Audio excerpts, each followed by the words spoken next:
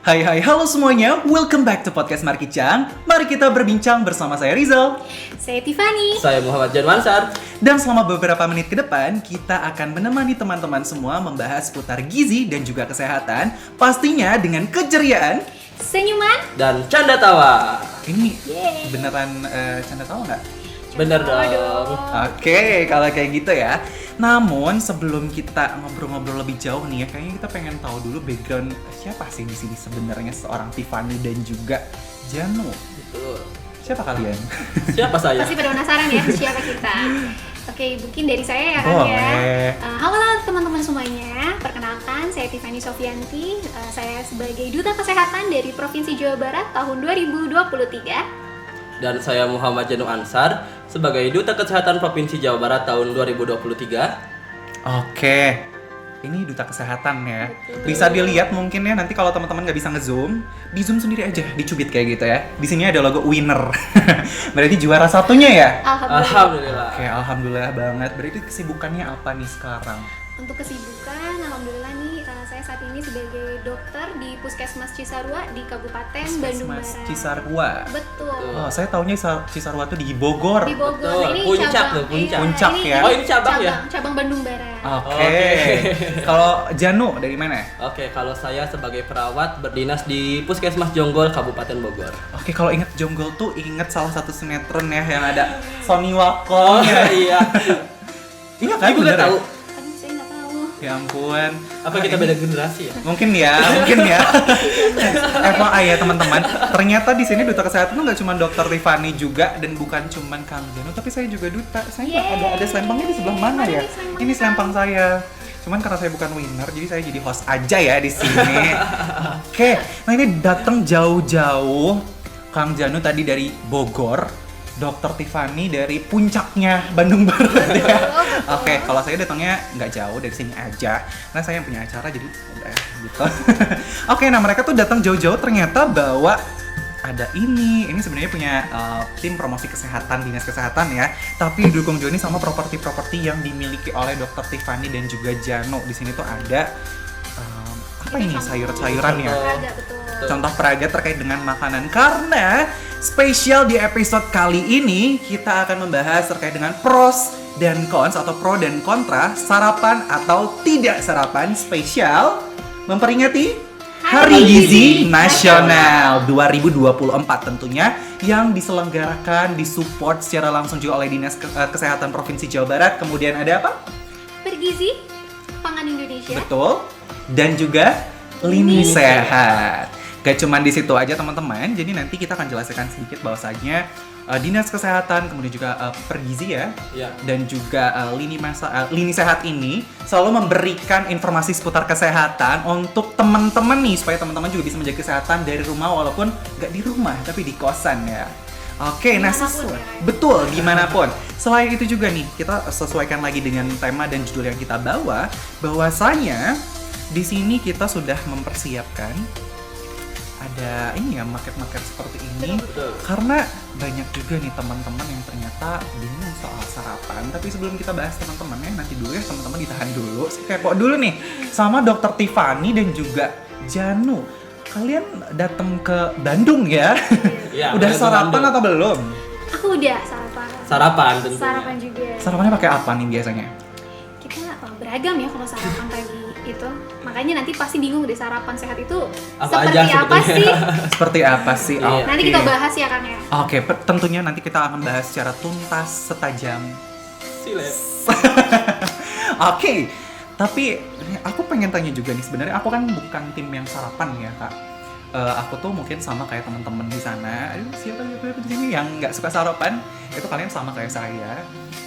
Itu sebenarnya bagus nggak sih kalau kita nggak sarapan? Nah, itu dia yang sering jadi pertanyaan ya. Sarapan atau tidak sarapan itu gimana tuh? Bagus atau tidak? Sebetulnya lebih bagus itu adalah kalau teman-teman semua itu sarapan dulu. Kenapa nggak sih harus sarapan dulu? Nah, jadi jawabannya adalah kenapa kita itu harus sarapan?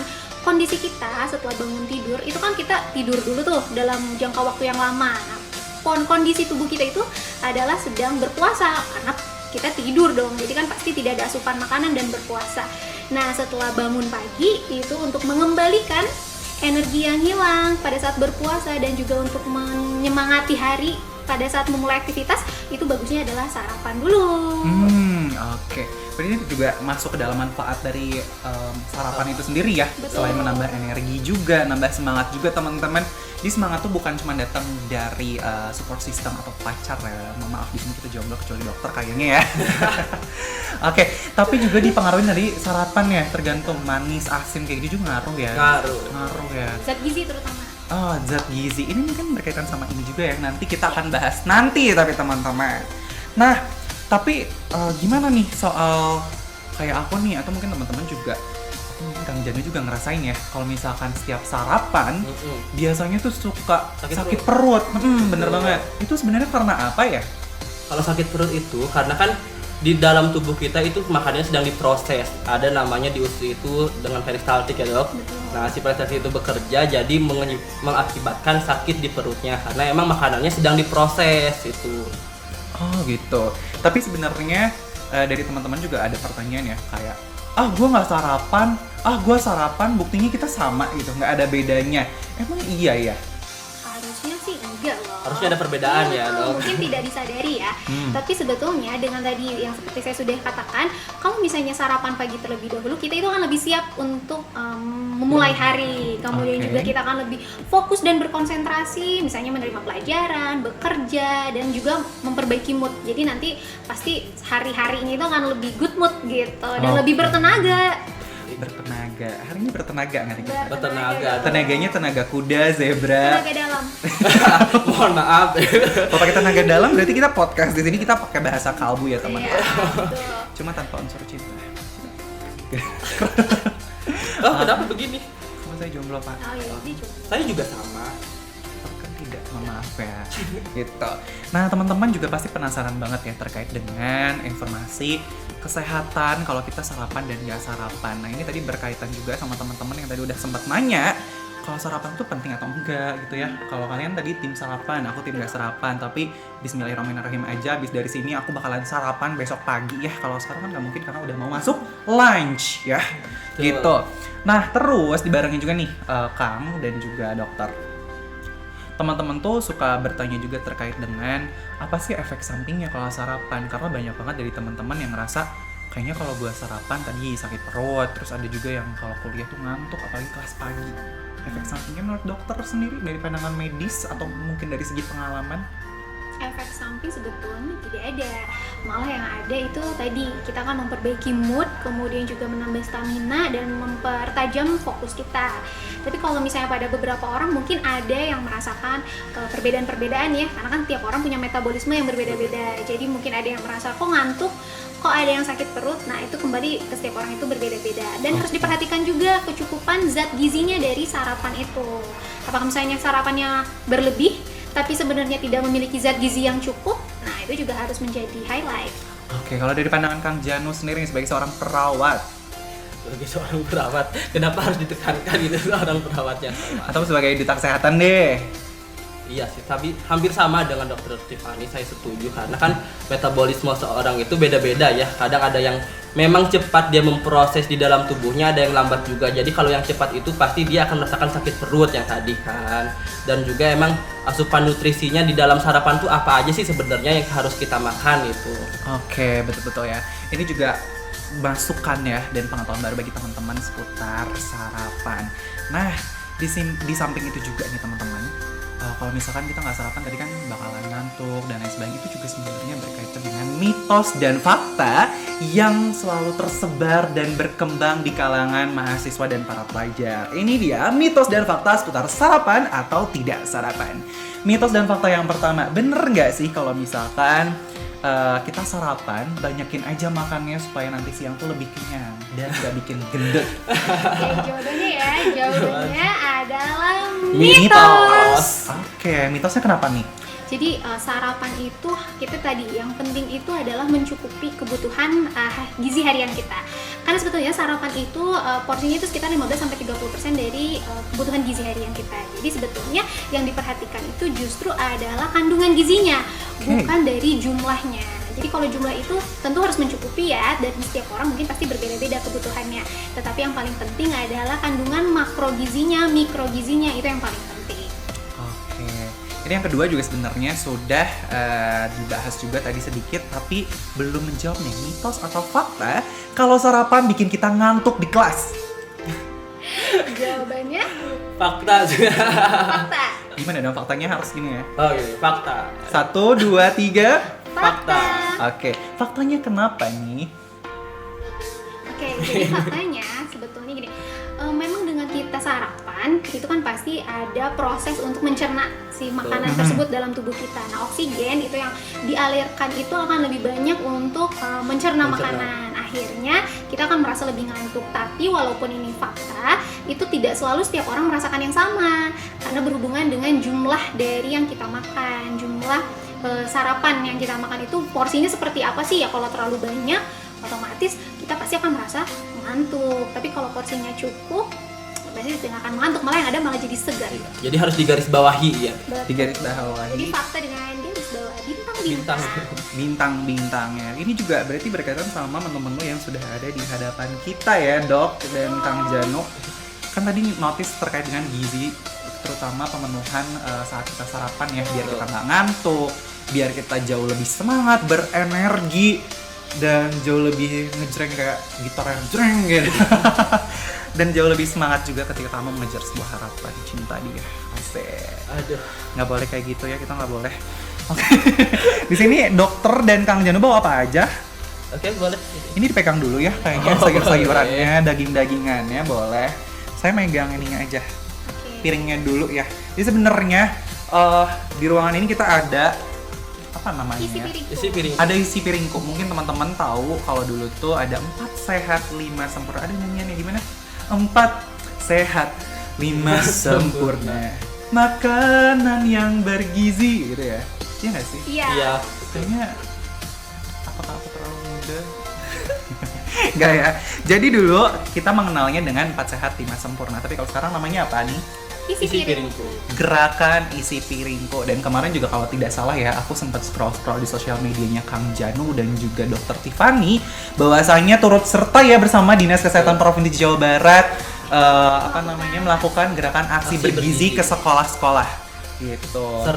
Serentak. Se-Jawa Barat. Wow, keren banget. Tepuk tangan dulu dong. Yang di sana mana suaranya, tepuk tangannya harus lebih kencang ya. Oke, nah notice tentang gerakan isi piringku sebenarnya di sini tuh terkait dengan makanan pokok, lauk pauk, buah-buahan, sayuran tuh harus seimbang dalam satu piring. Ini dijelasin aja sama dokter yang lebih ahli ya. Oke, Boleh, jadi nanti saya teman-teman tunjukkan. yang bertanya sarapan yang sehat itu kandungan gizinya dan pembagiannya itu seperti apa sih? Nah, ini ada contohnya adalah visualisasi dari isi piringku. Jadi kalau misalnya teman-teman punya piring nih, kita bagi 2 terlebih dahulu piringnya. Kemudian kita lihat di sini 2/3-nya itu terisi oleh makanan pokok. Jadi 2/3-nya itu terisi makanan pokok dan 1/3-nya terisi lauk pauk. Kemudian di sebelahnya nih 2/3 sebelahnya lagi itu terisi oleh sayuran. Jadi porsi yang paling besar itu di sayuran dan makanan pokok, dan 1/3-nya lagi ini adalah buah-buahan. Jadi dengan isi piringku ini menekankan kepada keanekaragaman pangan untuk memenuhi unsur gizi, mikro dan makro. Wow, udah ada pemahaman baru ya teman-teman, termasuk untuk saya juga. Ini juga salah satu contohnya, boleh diangkat lagi. Oke. Mungkin dijelasin makanan pokok itu apa aja dong. boleh. Boleh nih, dipegang ya isi piring. Ya, nanti saya tunjukkan gitu. Kayak contohnya makanan pokok tuh apa sih? Mungkin masih ada yang bingung Iya. ya, Kak, Nih ya? ada contoh makanan pokok. Makanan pokok kayak Ini gimana? kalau nggak salah notice juga ya sama pertanyaan yang kemarin Doktif dan juga Kang Oh, Janu share di iya. sosial media. Betul. Ada pertanyaan kalau tidak salah itu kita bisa cek juga di layar Iya, sebelah nanti muncul sana. ya.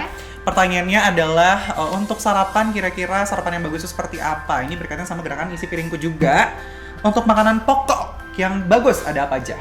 Oke, kalau makanan pokok itu kan karbohidrat ya, Dok. Betul. Karbohidrat itu ada mie, tapi seharusnya kalau pagi jangan dulu makan mie ya kalau bisa. Oke. Ada mie, ada nasi. Ini ada singkong, ini contoh makanan contohnya. pokok ya. Dan ini ada ubi. Oke. Terus kalau lauk pauknya apa nih yang bisa terutama buat anak kosan gitu? Nah, lauk pauk itu yang terutama ini yang mengandung protein. Protein. Bisa nabati, bisa juga hewani. Hewani. Nah, ini contoh yang protein hewani ya. Ini ada, nah contohnya ada bakso, telur, ikan, kemudian juga ayam, ati. protein. Nah, ini contoh-contoh protein. Termasuk ikan asin juga masuk di situ. Betul, karena itu ikan. Tapi akan tetapi perlu digarisbawahi ikan asin itu mengandung tinggi natrium ya, tinggi garam. Jadi tidak boleh terlalu banyak. Denger ya, nggak boleh terlalu banyak. Tapi sebenarnya enak juga ya, walaupun hujan, pakai sambal, iya. pakai asin. Betul. Nah, ya, tapi nggak boleh kalau sarapan ya, lebih baik hindari. Iya, gitu ya. lebih baik hindari. Oke, terus terkait dengan buah-buahan. Buah apa nih kira-kira yang bisa dikonsumsi, terutama buat kita yang low budget? Kalau buah sebetulnya banyak variannya dan semuanya pun pasti mengandung vitamin dan mineral ya. Betul. Nah, kalau misalnya untuk teman-teman nih yang tinggal di kosan, yang mungkin punya budget terbatas dan tidak bisa menyiapkan makanan, itu saran saya sih cari buah yang paling mudah ditemuin sama teman-teman. Misalnya buah jeruk, dia tinggi dengan vitamin C, bagus untuk mempertahankan daya tahan tubuh. Apalagi di musim sekarang ya, hujan. Yang paling banyak tuh biasanya pisang. Betul, pisang juga bagus. Iya, tapi ini. biasanya katanya untuk teman-teman yang emang suka buru-buru nih nggak sempat makan nasi, sarapannya bisa diganti sama pisang atau alpukat ya, bener nggak sih? Betul. Itu sudah terpenuhi belum kalau cuma makan buah aja? Kalau cuma makan buah aja tentu tidak ya, karena kan tetap seharusnya ada karbohidratnya, ada proteinnya. Nah, kalau misalnya sekiranya teman-teman hanya bisa makan buah, berarti kandungan yang lain ini tetap harus digantikan dengan jenis yang lain yang mudah ditemui sama teman-teman. Oke. Terakhir nih ada sayur-sayuran, boleh dikasih contohnya seperti apa nih? Oke, ini sayur-sayuran mungkin yang paling gampang teman-teman temuin wortel ya, bagus untuk kesehatan mata. Kemudian juga di sini ada kembang kol ya biasanya, terus juga ada labu siam, kemudian ada terong, mungkin ada yang suka makan terong balado juga bisa. Ada juga buncis juga ya, termasuk sayur-sayuran yang mudah ditemui, biasanya ada di pasar ataupun supermarket. Betul. Jadi sebenarnya apa yang sudah disampaikan sama Kang Janu dan juga Dr. Tiffany ini adalah informasi juga untuk teman-teman dan sebuah pengetahuan juga ya tentang sarapan tuh kita bisa makan apa aja. Terutama kemarin tuh banyak banget yang komentar-komentar ngisi Q&A itu adalah mahasiswa dari kalangan pelajar dan juga mahasiswa. Aku low budget, kayak gini nggak bisa sempetin masak, bla bla bla. Sekarang tidak ada alasan lagi buat kalian tidak sarapan ya. Iya. Karena bisa diganti sereal juga ya sekarang. Sereal, betul. Sereal itu adalah salah satu makanan sarapan yang instan mungkin ya, dan mudah untuk teman-teman semua dapatkan dan bahkan konsumsi. Tapi harus digarisbawahi, sereal itu dia kandungannya mungkin banyaknya adalah tepung dan karbohidrat ya. Jadi untuk memenuhi kebutuhan gizi yang lain itu tetap harus dibarengi. Jadi nggak bisa nih makan sereal aja atau dengan susu aja, tapi tetap harus dibarengi dengan yang lain, buah-buahan misalnya. Oh iya, ada sedikit informasi juga. Sebelum makan, utamakan dulu minum air putih dulu ya. Betul. Minum air putih atau air mineral supaya jauh lebih enak juga ya dalam perutnya kalau mau makan gitu. Terus jangan langsung sekali hap banyak. Sedikit-sedikit. Lama-lama jadi buki. Menimbun. Menimbun pangan di sini. Tenang aja, kalau kalian makan nasi nggak akan jadi sawah kok di sini. Iya, betul. Nggak akan tumbuh lagi ya. Tidak akan tumbuh gitu. Tapi setidaknya akan menumbuhkan rasa semangat dan juga bikin tubuh makin fit ya tentunya. Gitu. Jadi, oh iya satu lagi, katanya kalau makan sarapan tuh nggak bagus buat yang lagi diet. Emang iya? Nggak, katanya kalau misalkan sarapan nih, aku lagi diet, terus aku sarapan malah gagal dietnya katanya. Itu begini, sebetulnya kalau menurut kami ya, kalau menurut saya terutama itu paling bagus itu adalah tetap tidak melewatkan sarapan walaupun teman-teman sedang diet. Tapi tadi kunci utamanya itu adalah diperhatikan kandungan kalorinya, kemudian juga zat gizinya. Kenapa? Karena kalau misalnya teman-teman melewatkan sarapan, khawatirnya pada saat makan siang nanti justru keinginan untuk jajan, keinginan untuk makan itu akan lebih besar dan akhirnya porsi makannya menjadi tidak terkontrol. Lebih banyak ya. Lapar mata. Betul. Dan kalau jajan kan tidak selalu jajanan itu ada yang sehat ya. Betul. Takutnya malah jadi pengen makan jajanan yang tidak sehat. Oke, dengerin ya. Pasang telinga baik-baik, kalau mau diputar ulang lagi aja nggak apa-apa podcastnya dari lubang speaker dengerin lagi aja. Biar terdengar. Biar jelas.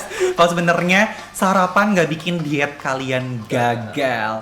Oke nih, karena podcast ini durasinya sangat singkat, buat teman-teman yang bakalan punya pertanyaan lagi atau mungkin masih penasaran seputar sarapan, banyak pertanyaan yang belum terjawab, boleh banget nanti mampir ke Instagramnya. Instagram saya ini @tiffany_shofi. @januais. Oke, nanti juga ada di bawah ya, kalau nggak di sini nanti di captionnya ada kok. Termasuk Instagram saya, kalau kalian juga kepo sama saya, tapi kayaknya enggak ya. Kepo kak. Kepo. Barangkali ada yang mau daftar, nanti aku yang bikinin sarapan. Kebetulan aku jago masak. Keren Gak banget. bercanda. Oke nih, sebelum kita menutup atau mengakhiri podcast Markicang yang sangat spesial di hari ini, aku pengen minta juga dengan closing statement ataupun juga pesan atau mungkin arahan untuk teman-teman di luar sana yang mendengarkan. Untuk teman-teman di luar sana yang lagi nonton, jadi udah mulai sekarang jangan lagi melewatkan sarapan ya. Kamu harus sarapan. Dari Kang Janu boleh? Sama nih kayaknya. Karena highlightnya sarapan, jadi menurut saya maupun mau seberapa berat hari kalian tetap harus sarapan. Betul. Karena sarapan itu menunjang ke dalam sehari gitu kan. Betul, oke. Jadi intinya adalah teman-teman, sarapan ataupun gak sarapan sebenarnya tuh memiliki dampak negatif dan positifnya masing-masing ya, tergantung dari jumlah konsumsi kita pada saat itu juga. Iya. Tapi dianjurkan bagi teman-teman semua tuh harus mengawali harinya dengan sarapan, betul ya? Betul. Supaya kita jauh lebih sehat, jauh lebih fit, walaupun mungkin agak pagi-pagi agak sedikit ngantuk, tapi itu juga bikin teman-teman jauh lebih keren Siap, lagi dalam ya. beraktivitas. Oke, segitu dulu aja Markicang kita di hari ini. Sampai jumpa di Markicang selanjutnya. Bye!